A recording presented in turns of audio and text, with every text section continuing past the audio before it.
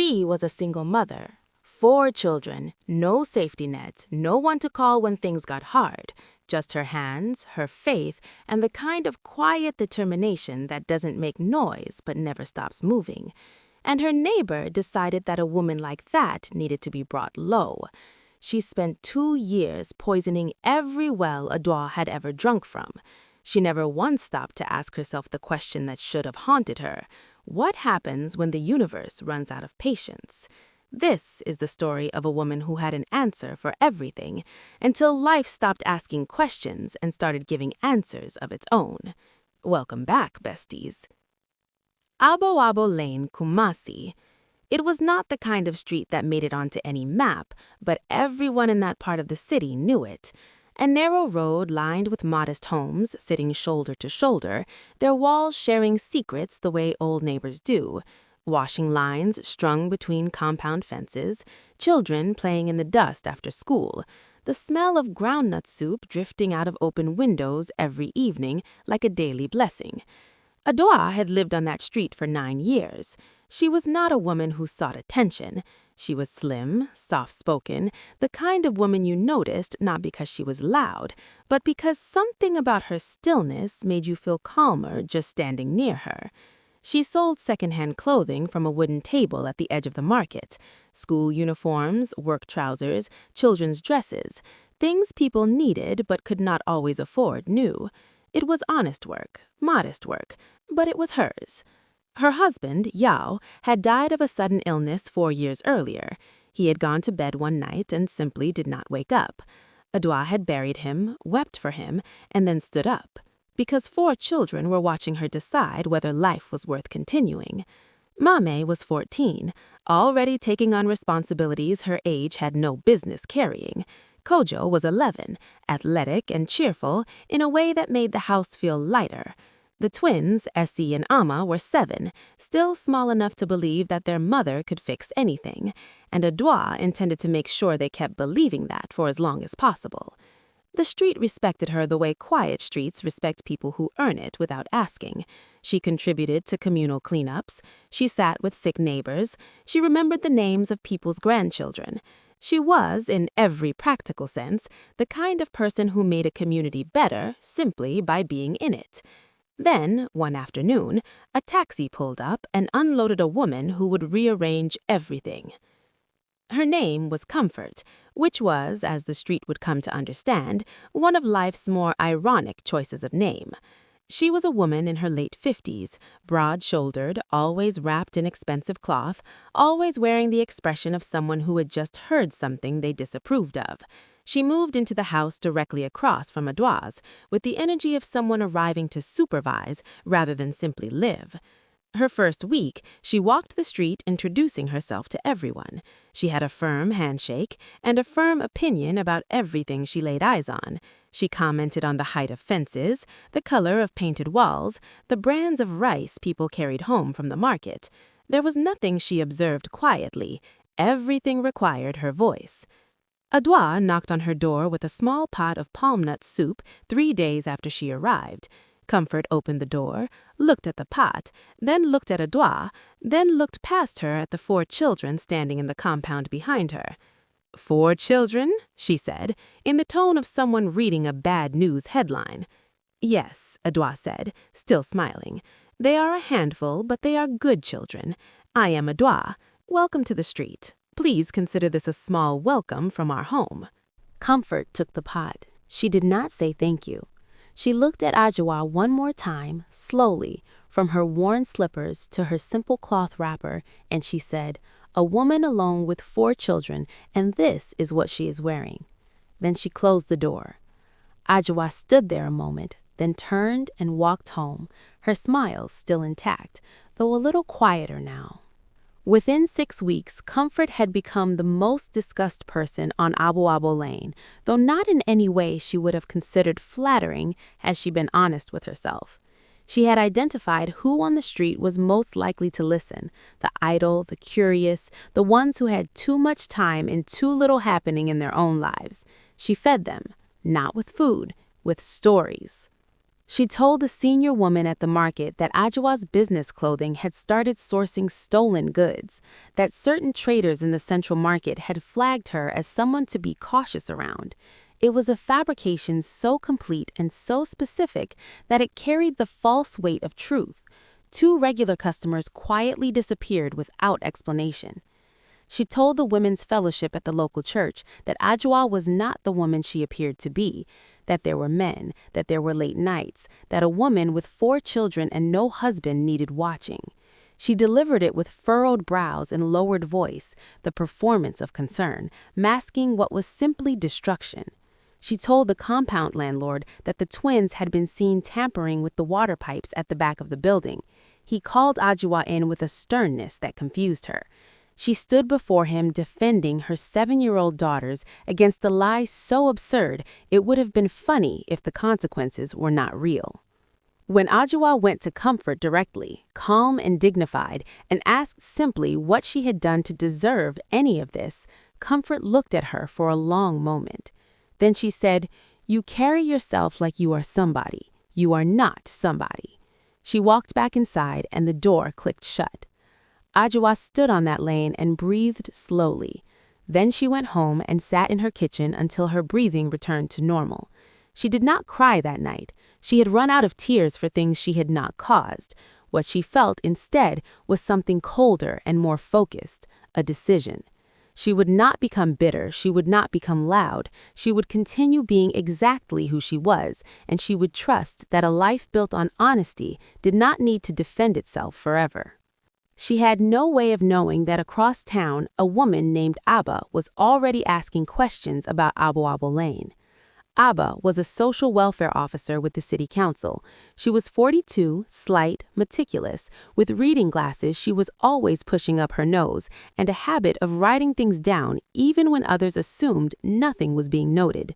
She had been assigned to follow up on a series of complaints about predatory lending targeting single mothers in residential neighborhoods. 3 women had independently named Adwoa Lane as one of the affected streets. Abba had started making inquiries. She moved quietly. She attended the market. She sat in on a women's fellowship meeting as a visitor. She spoke to traders, to landlords, to anyone who had observations to share. What she found was not what she expected. What she found was a pattern. Multiple people on and around Adwoa Lane had been fed false information about the same woman over an 18-month period. The lies were specific enough to cause real damage, but vague enough to avoid direct confrontation. A business reputation quietly undermined, a moral character consistently questioned, a landlord made suspicious, a community made uncertain. Abba sat with her notes one evening and circled the same name on her notepad 4 times. Abba, Abba, Abba, Abba. She was not there to adjudicate personal disputes, but what she had documented went beyond that.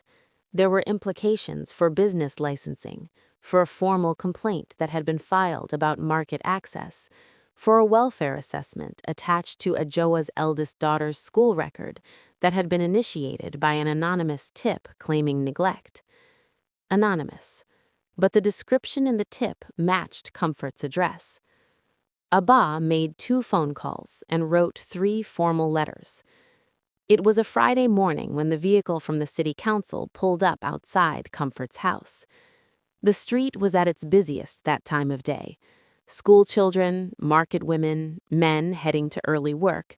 Comfort was at her usual position, gate open, arms crossed, watching the street like she owned it. The officers stepped out and asked for her by name.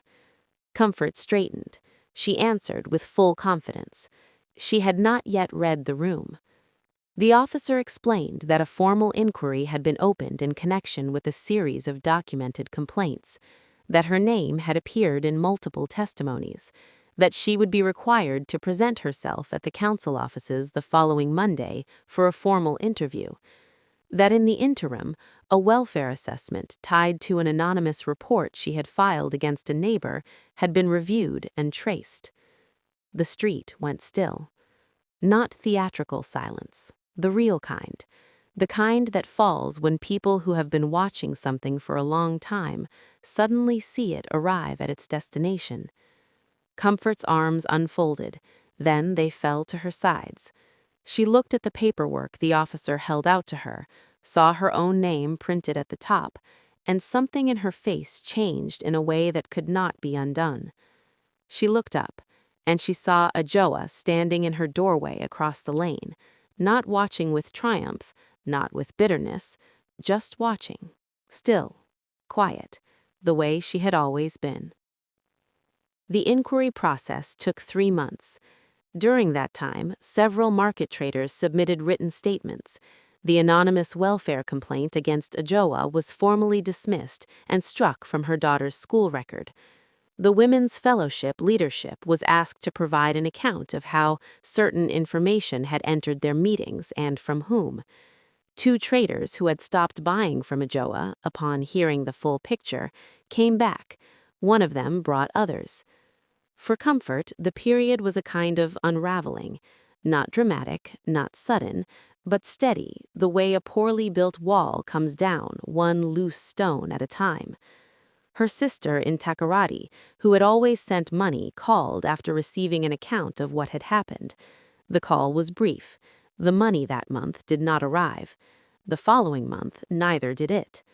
The neighbors who had laughed with her at the gate, who had leaned in when she spoke, who had nodded along to every story about Adwoa, those same neighbors now found somewhere else to be when she appeared. Not hostile. People on that street were not hostile, but they were honest, and they were no longer pretending. She was alone with what she had built, and what she had built was a monument to her own emptiness. One evening, a deaconess from the church came to her door, Sister Felicia, a small woman, older, with the kind of patience that could only come from years of choosing it deliberately. She did not come to condemn. She knocked and asked if she could sit for a while. Comfort almost said no. Then she stepped aside and let her in. They sat together in that house for a long time. Sister Felicia asked about her life, not her current trouble, her life, where she had come from, what she had wanted, what had happened between the wanting and the now. And Comfort, who had spoken loudly and constantly for 2 years on that street, sat in her own living room and discovered she had never actually said any of the true things out loud before. She talked about growing up as the eldest daughter of a poor family who sacrificed everything for children who then left and never looked back, about marrying a man who praised her in public and diminished her in private for 22 years, about working a government job for 30 decades and being passed over for promotions so many times she had lost count of the reasons given, about retiring to a house she had bought with her savings, only to discover months later that the transaction had irregularities, that the previous owner may have had other claims on the property, that her security was less solid than she had believed.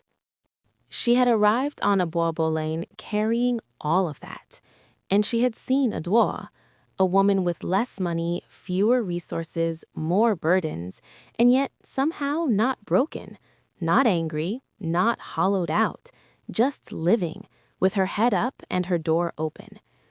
And it had been unbearable to witness, not because she wanted Adwoa to suffer, but because Adwoa's peace had been a mirror, and what Comfort had seen in it was everything she had lost and could not find her way back to. Sister Felicia listened to all of it. Then she said, "The pain was real, every bit of it. Nobody should have had to carry what you carried. But Comfort, you took all of that and you handed it to a woman standing in a doorway with 4 children who had never done a thing to you. You made her the place where you put down the weight, and that was wrong." Comfort sat with that. Then Sister Felicia asked, what would it feel like to actually put it down, not on someone else, just down? It took another week before Comfort was ready, but she was the one who asked for the gathering. They came on a Saturday morning. Not everyone, but most of the street. The landlord, the market women who had been present for certain conversations, the Women's Fellowship members, the neighbors, Adwoa and her 4 children. Comfort stood in the middle of the compound without her usual posture. No folded arms, no elevated chin, no performance. She looked like what she was, a woman who had done damage and had come to account for it. She looked at Adwoa first. "Adwoa," she said, and her voice was lower than anyone on that street had ever heard it. "I lied about you. At the market, at the church, to your landlord, to anyone who would listen. I told lies about your character, your business, your motherhood. And I did it because watching you survive with dignity reminded me of everything I had buried about myself. That is not a reason. That is an explanation for something that had no good reason. I am sorry. I am deeply, genuinely sorry." Adwoa looked at her across that compound, at the woman who had cost her customers, sleep, dignity, 2 years of unnecessary pain. "I forgive you," she said. Simple. No conditions, no performance, just the words, offered with the same quiet steadiness she had carried through all of it. Comfort turned and spoke to the others, to the market women, to the fellowship sisters, to the neighbors. She named what she had done in each place. She did not soften it, she did not explain it away. She said it plainly, and she said she was wrong. Some forgave her immediately, others were quiet. All of them heard her. Comfort moved away from Aboabo Lane 8 months later, not in disgrace, but in the way people move when they understand that starting fresh sometimes requires a different address. She settled in a quieter part of the city. She started attending a smaller church. She volunteered on Saturdays at a center for older women navigating difficult transitions. The street said she seemed different. Those who encountered her said she listened more than she talked, that she asked questions before forming opinions, that she was still herself, sharp and direct, but the sharpness now had a different edge, not the kind that cuts indiscriminately, the kind that is precise, careful, intentional. Adwoa's business grew back steadily. One returning customer brought another. The Women's Fellowship formally welcomed her back with a celebration she had not asked for and did not expect. The landlord renewed her tenancy without discussion. Mame, her eldest, got a scholarship to a secondary school in the city. The twins started a vegetable garden in the back of the compound that became a small source of pride for the whole street. When people asked Adwoa about what had happened, about Comfort, about the 2 years, she did not perform bitterness for anyone's entertainment. She said simply, "A broken person walked past her own pain every day and never dealt with it, so it looked for somewhere to go. I just happened to be nearby. I don't hold it." And then she went back to what she had been doing, building, quietly, steadily, without noise, the way she had always done. Moral lesson.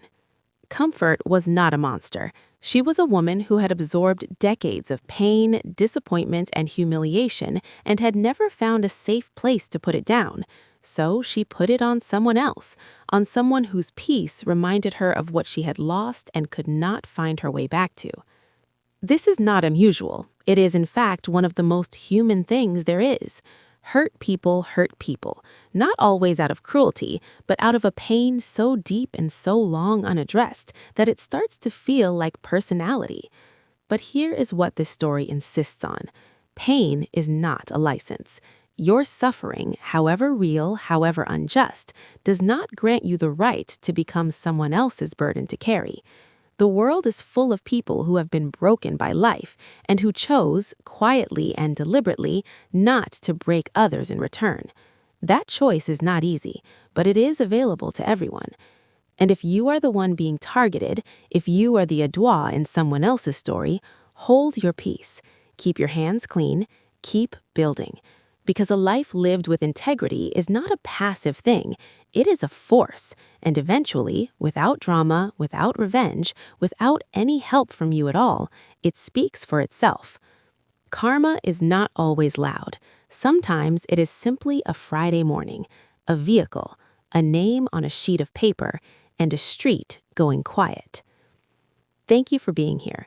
If this story reached something in you, share it with someone who needs to hear it today. And if you are new, welcome. This is a space where real stories carry real weight.